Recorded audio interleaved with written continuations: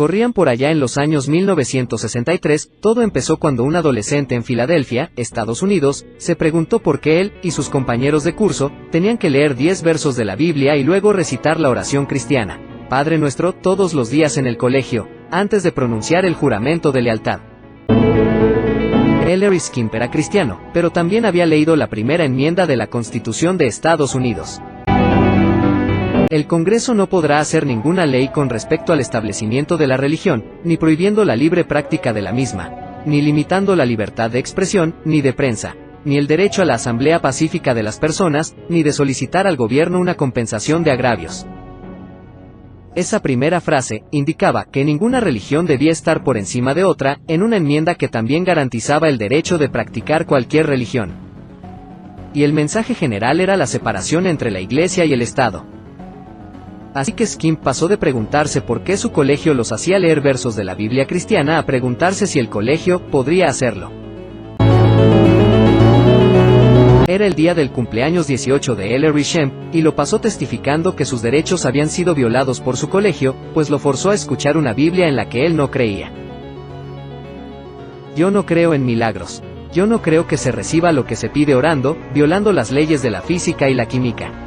Y no creo siquiera que la Biblia sea una guía moral recomendable.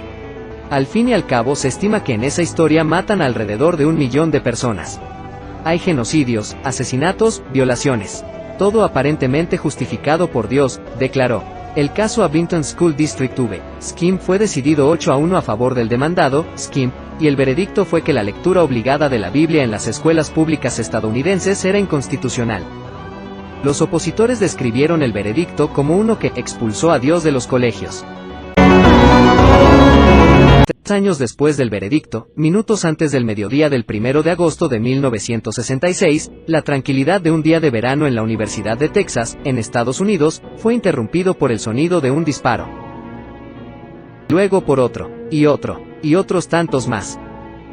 Durante 1 hora y media, Charles Whitman, un estudiante de ingeniería con entrenamiento de francotirador, disparó desde arriba de la icónica torre del reloj del edificio del centro universitario, en un ataque que terminó con 17 muertos y más de 30 heridos.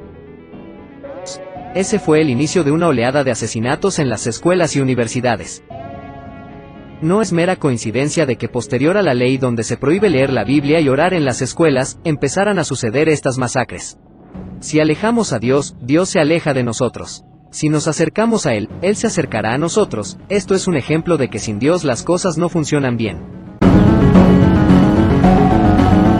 La Biblia dice, pero los rebeldes y pecadores aún serán quebrantados, y los que dejan a Jehová serán consumidos. Isaías 1:28. Oh Jehová, esperanza de Israel, todos los que te dejan serán avergonzados, y los que se apartan de mí fueron escritos en el polvo, porque dejaron a Jehová, manantial de aguas vivas. Jeremías 17:13.